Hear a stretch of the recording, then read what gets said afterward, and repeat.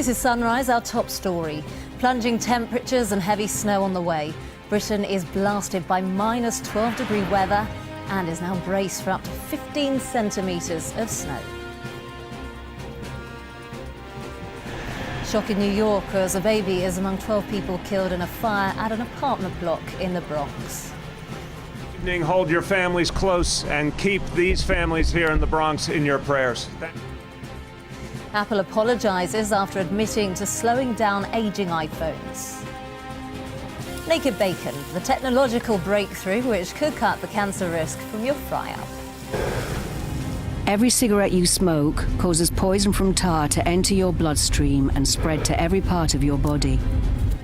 A new anti-smoking drive, as latest figures show that one person a minute is admitted to hospital in England because of it. Newly declassified papers reveal how Margaret Thatcher dealt with the Queen, her successor, and a panda. And in sport, rain delays England's attempt to win the fourth Ashes test against Australia.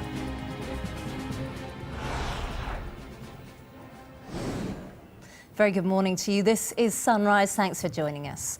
The UK has endured one of the coldest nights of the year with widespread freezing conditions and temperatures in the Scottish Highlands dropping to minus 12. Scotland, the north of England and the East Midlands are now on alert for ice and snow, with disruption expected to road, rail and airports. Let's go live now to Fraser Maud, who's in York for us, and bitter temperatures where you are there, Fraser.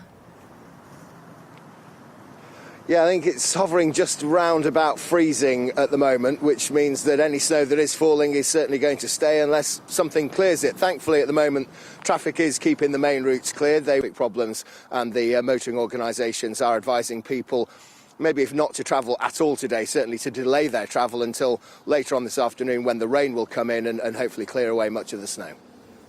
OK, Fraser, thank you. We'll let you go and warm up. Naz is here to tell us exactly what we're expecting across the country, and it was one of the lowest temperatures of the year.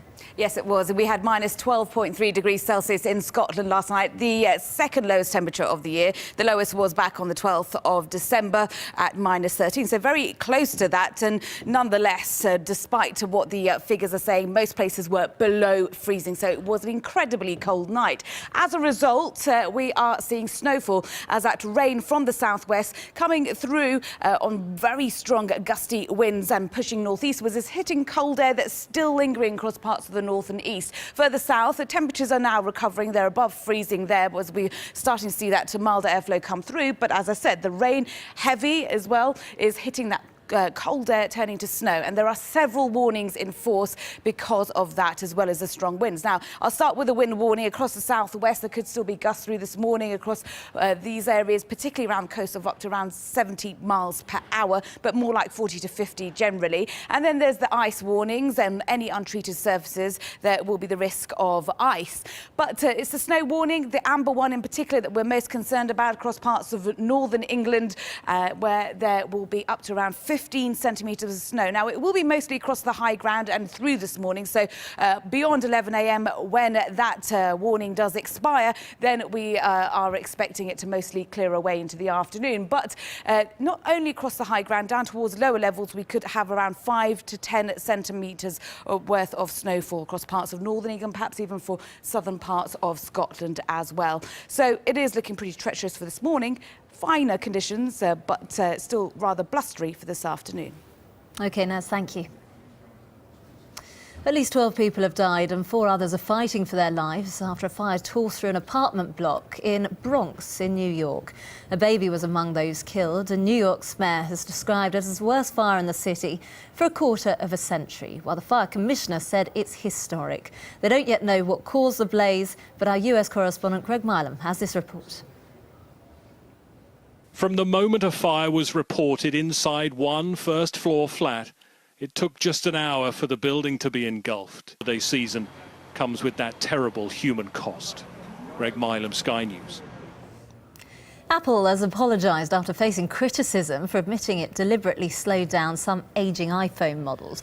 Our reporter Lorna Shaddock is here with more, and some customers were speaking of their concerns for a long time about this. That's right. There had been some speculation online from Apple customers that perhaps there was this so-called built-in obsolescence to iPhones. People had noticed their phones slowing down over time. But it was only last week that Apple actually came out and confirmed that indeed they did tweak the software last year to deliberately slow down some iPhones because iPhone batteries do naturally diminish over time as well. And so they wanted the phones to keep pace with the diminishing batteries. So they say actually it prolongs the life of the phone overall. But it's only now a week later that they have come out and apologised for that tweak, something that they didn't do in their original statement. They've put a statement now on their website saying, "We know that some of you feel Apple has let you down. We apologise. At Apple, our customers' trust means everything to us and we will never stop working to earn and maintain it." And it may possibly be as well because the company's facing several court cases now over this issue.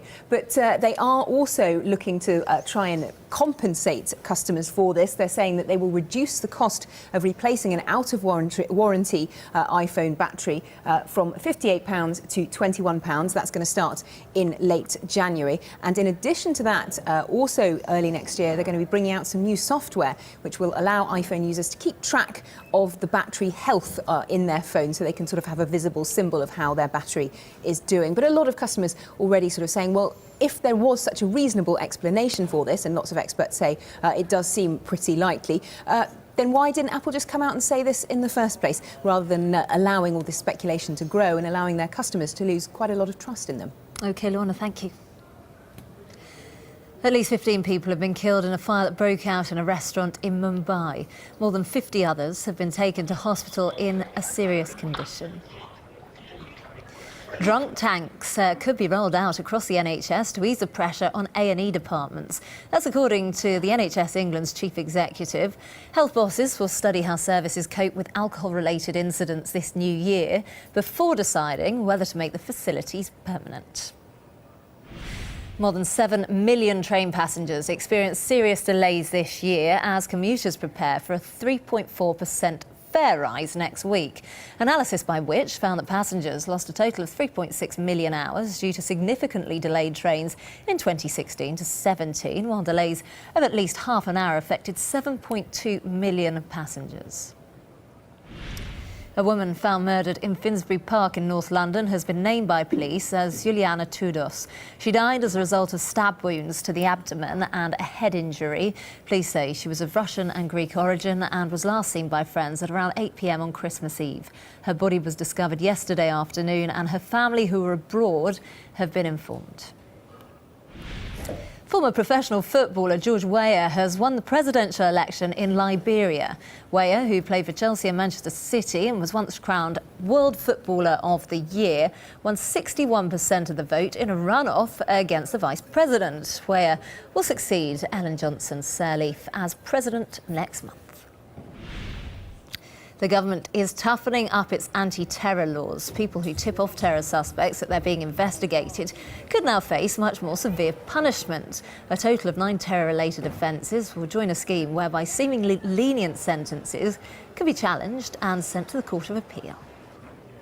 So in the majority of cases, of course, the courts decide things properly, and this isn't a criticism of the judiciary. What we want to make sure is that we robustly, rigorously and consistently apply the full force of the law to punish, deter and disrupt all terrorist offences, not just those directly involved in the attacks, but those supporting or connected in other ways.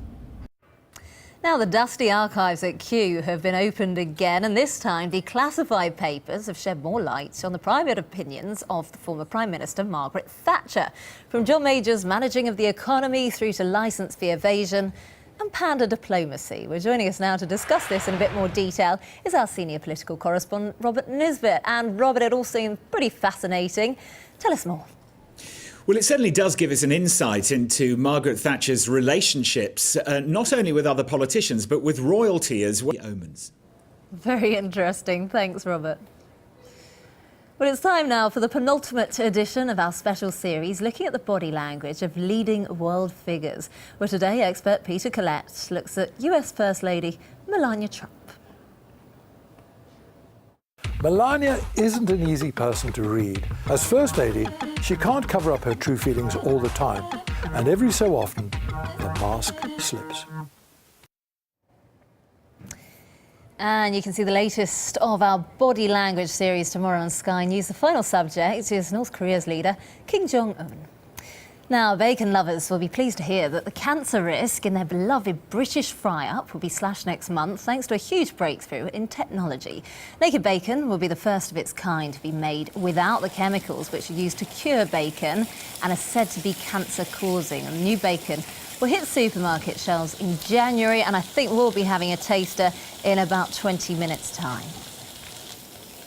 Now, latest figures show that one person every minute is admitted to hospital in England because of smoking-related problems. And the new information released by Public Health England reveals that smoking kills 79,000 people every year, and for every death, another 20 people have a smoke-related disease. For joining us is anti-smoking campaigner Dr. Dawn Harper. Very good morning to you. Morning. Is this anything new? Because we already knew about, the dangers of smoking. I think, without a doubt, the dangers in terms of lung cancer and heart disease are probably very well known. I think some of the things that aren't known are the other very serious conditions: pancreatic cancer, esophageal cancer, mouth cancers, kidney cancer. Those sorts of things people don't necessarily associate with smoking. And I think Public Health England have got a new advert out to kind of really talk about some of the dreadful toxins that are in cigarettes, because it's not actually the nicotine that kills you, it's the 4,000 other toxins. And we've recently been doing some work with lifelong smokers looking at levels of 3 of those: nitrosamines, cadmium and carbon monoxide, and those levels were seriously increased in the smokers compared to a non-smoking group. It does feel like people aren't smoking as much as they once were. So do you think perhaps we are on the right path to stopping the problem, and maybe it'll just have to wait for the next generation? There's no doubt that we are making a big difference in terms of smoking, and less people are smoking, but there are still 7 million smokers out there in the UK, and most of those will have tried before. It's not easy giving up, it's really not, which is why Public Health England have got this new campaign. And I would encourage anyone, even if you've tried before, actually the more times you try, the more likely you are to succeed the next time. Go online, search smoke free. There are more support things available to you today. What are the tips? Well, there's so much available today. So if you Google smoke free on any search engine, actually, you will come up with all the different things that are available to you. They've got an app, they've got face-to-face support, emails, a Facebook group. There's so much more than there ever has been. So I'd really encourage people, and actually now's the time to start thinking about it. You've got a few days before the 1st of January, and your New Year's resolution really could succeed this year. And it feels to me, I used to live in Italy for a while, and they're such a big smoking nation. Surely in comparison to other European countries, we are actually quite good. We're doing better, but we've just heard, there's somebody admitted every minute with a smoking-related illness. We're losing 79,000 people a year to smoking-related illnesses. So we've still got a long way to go, and I think that's why Public Health England are really putting some clout behind this campaign. And how much pressure does that put on resources on the NHS? Well, I think the amount of money that we are spending on smoking-related illnesses is astronomical, probably only beaten by obesity. And so we've got to do something more about that for everybody, for the NHS and for the individual. So is the answer putting up the price of cigarettes? Is there a solution? There isn't a single bullet that's going to fix this, and that's why the campaign is really offering lots of different avenues of support. This is the first year that Public Health England have come out very positively about e-cigarettes, because there's been a lot of controversy in the past. I've been a fan actually from day one, because I think you're smoking, as long as you're smoking a regulated e-cigarette, you're smoking pharmaceutically pure nicotine, and as I say, nicotine isn't what kills you. So there really is an awful lot of support out there, and I think we will see, 2018 will see a lot more people succeed. Thank you very much. Thank Appreciate you. your time. Now, let's get a check on the sport. And Jamie, what have you got for us? Yeah, it's been a frustrating day for England out in Australia. We'll bring you news of that, plus last night's football. Welcome back. You're watching Sunrise, and Jamie's got all the latest sport, and a frustrating morning for England. Yeah, it's just when it looked like England were getting in a sort of dominant position to finally claw back some pride and rescue a victory from what's been a disastrous Ashes tour so far. Rain forced play to be abandoned. Well, it's been a bitter night. Let's get a check on the weather now with Naz. Yes, it has been extremely cold. Last night we saw temperatures down to minus 12.3 degrees Celsius, second coldest night of the year. And now we've got plenty of warnings this morning for ice, snow, wind, and there's also spells of rain. Good morning and welcome back. You're watching Sunrise. Coming up, we're having a bake-off, literally. Ordinary bacon compared to the newer, healthier types, so stay tuned for that. But first of all, our top story, and the UK has endured one of the coldest nights of the year. And a bit of breaking news in the last few moments or so that Glasgow Airport has temporarily closed its runway. Now, there have been widespread freezing conditions and temperatures in the Scottish Highlands have dropped to minus 12. Scotland, the north of England and the East Midlands are now on alert for ice and snow with disruption expected to road, rail and airports. Well, let's go live now to Sky's Fraser Maud, who's in York for us. And how are things looking where you are, Fraser? Yeah, the snow's coming down pretty steadily and has been for the past couple of hours or so, supposed to for the next 2 or 3 hours. OK, Fraser, thanks ever so much. We'll let you go and warm up. As we were saying, there is this bit of breaking news that Glasgow Airport has temporarily closed its runway. This is a tweet that they've released on the screen at the moment. And as you can see, they say, we regret that operations are temporarily suspended at the airport. Our winter operations teams are working to reopen them as soon as possible. But we advise passengers to check with their airline for updates and apologise for any disruption. And as we've been saying, there have been temperatures of minus 12 recorded in Scotland, so they are very severely affected there. Now, more than 7 million train passengers experienced serious delays this year as commuters prepare for a 3.4% fare rise next week. Well, analysis by Which found that passengers lost a total of 3.6 million hours due to significantly delayed trains in 2016 to 17, while delays of at least half an hour affected 7.2 million passengers. Well, let's get more on this now. I'm joined from our central London studio by the Director of Campaigns at Which, Pete Morey. Very good morning to you. With rail fares due to rise by an average of 3.4% from the 2nd of January, is it time that rail operators up their game? It really is time that they up their game. There's nothing more frustrating, is there, than being on a train perhaps to work or to see friends and families and to be affected with a significant delay of more than half an hour. And that's why Which did this research. We wanted to see how many journeys were affected in this kind of way. And as you said, we found that rail passengers lost more than 3.5 million hours to delays in the last year. That's 7 million passenger journeys that were affected. And we think train companies and indeed the government need to do more both to tackle the delays, but also critically to make sure that people get compensation that they're owed when their train is delayed. And many people, in fact 2 in 5, said that they weren't told about their rights to compensation. What more can be done to persuade train companies to actually inform people? Well, 2 years ago, Which complained to the rail regulator about the issues with delays and people getting compensation. And the rail regulator agreed with us that the train companies weren't doing enough to proactively inform passengers about their rights to compensation. And yet 2 years on, we're still finding that 2 in 5 passengers said that they weren't being informed of their rights to compensation on their trains when they're delayed. And so train companies should be much more proactively letting customers know. That should be announcements on trains. They should be at the station handing out forms to people when they're delayed. But beyond that, what we want to see is automatic compensation. On 6 of the train companies already in the UK, there are train operators who are giving you automatic compensation when your train is delayed. So why can't that now happen right across the rail network? Let's talk about holding these train companies to account, because Southern was fined millions of pounds earlier on this year. Do you think that acts as enough of a deterrent, or do the government need to go further?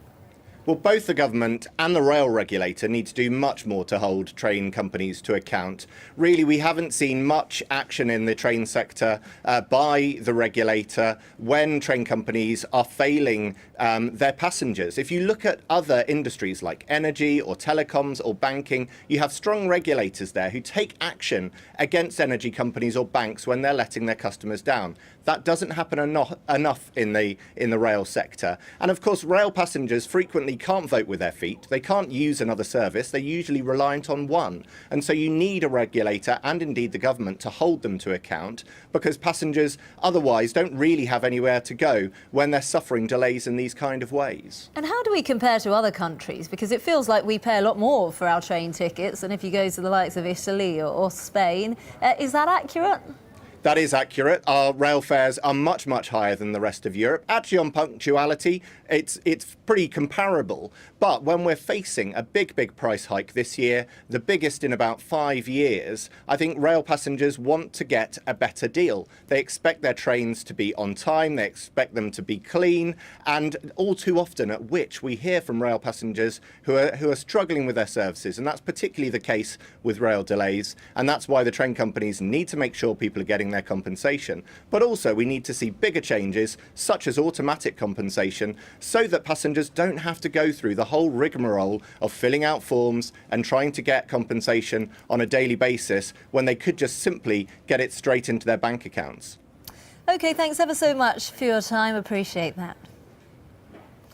At least 12 people have died and 4 others are fighting for their lives after a fire tore through an apartment block in the Bronx in New York.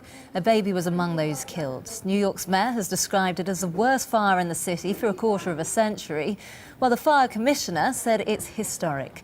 They don't yet know what caused it, as our US correspondent Greg Milam now reports. From the moment a fire was reported inside one first-floor flat, it took just an hour for the building to be engulfed. The lives of 9 children at their home. This time, a tragedy in holiday season comes with that terrible human cost. Greg Milam, Sky News. At least 15 people have been killed in a fire that broke out in a restaurant in Mumbai. More than 50 others have been taken to hospital in a serious condition. Most of the dead were women attending a birthday party. Apple has apologised after the company was accused of slowing down older iPhones in a bid to entice customers into buying newer models. Apple admitted it had downclocked older models' central processing units, but said it did so to reduce the strain on dated batteries and to stop the devices from unexpectedly shutting down.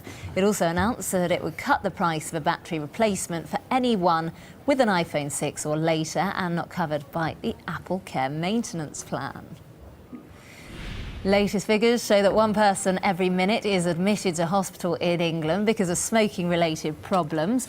The new information released by Public Health England reveals that smoking kills 79,000 people every year, and for every death, another 20 people have a smoke-related disease. Face-to-face help, stop smoking AIDS apps and social media are all available for people to use whilst attempting to quit. So-called drunk tanks could be rolled out across the NHS to ease the pressure on A&E departments, according to NHS England's chief executive. Health bosses will study how services cope with alcohol-related incidents this new year before deciding whether to make the facilities permanent. The government is toughening up its anti-terror laws. People who tip off terror suspects that they're being investigated could now face much more severe punishment.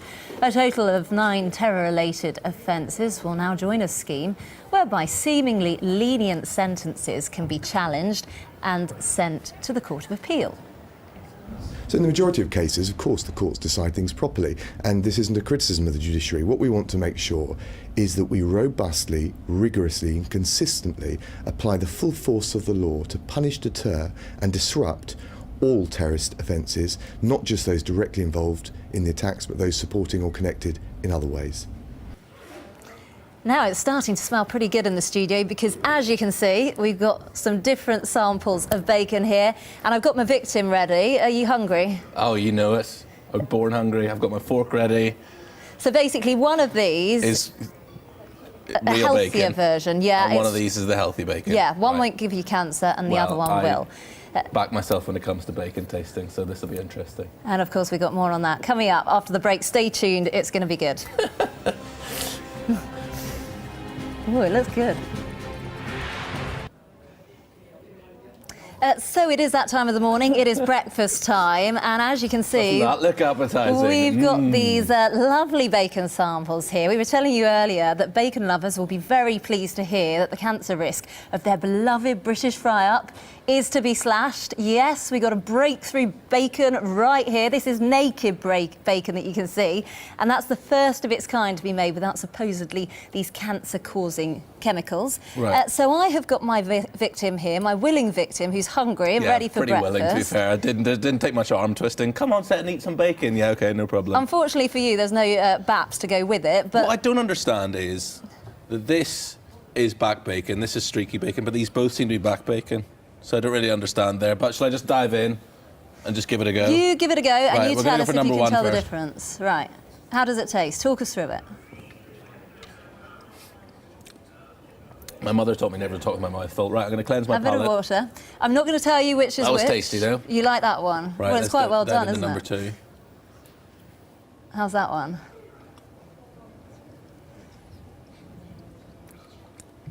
Two definitely tastes more bacony. You like two? I do prefer two. I wouldn't say no to one in a BAP, don't get me wrong. You know what? But I prefer two.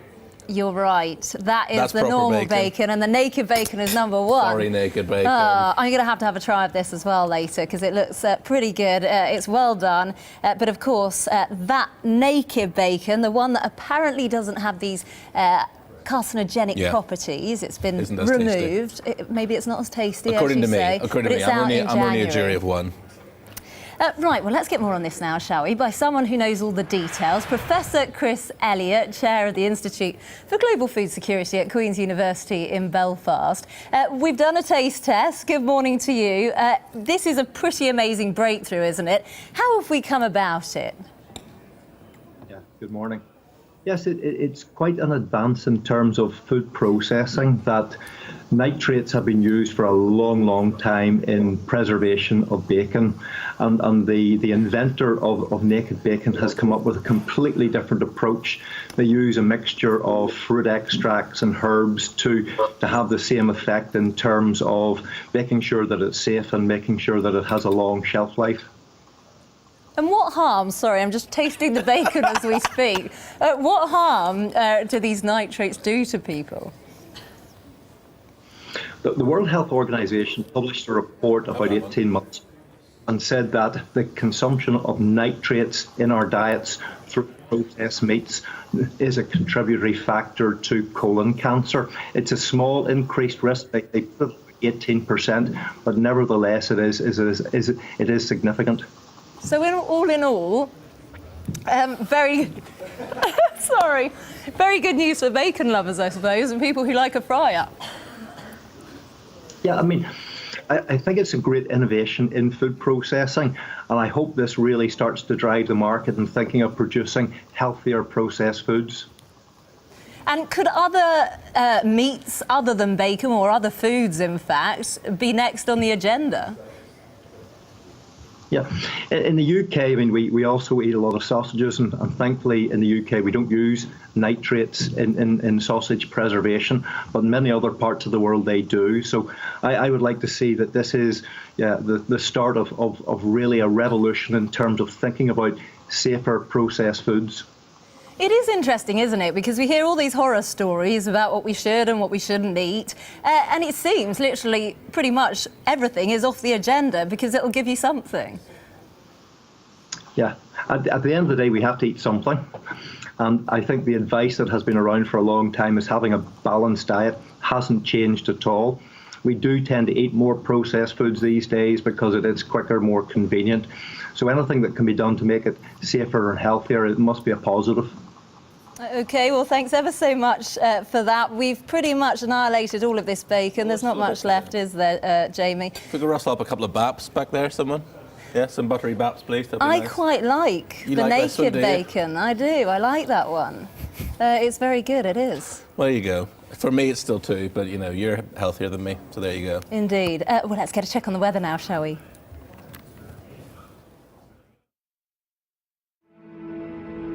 Beneath pink skies by the Taj Mahal, or as the sun sets in the City of Angels. Good morning. There are plenty of warnings still in force.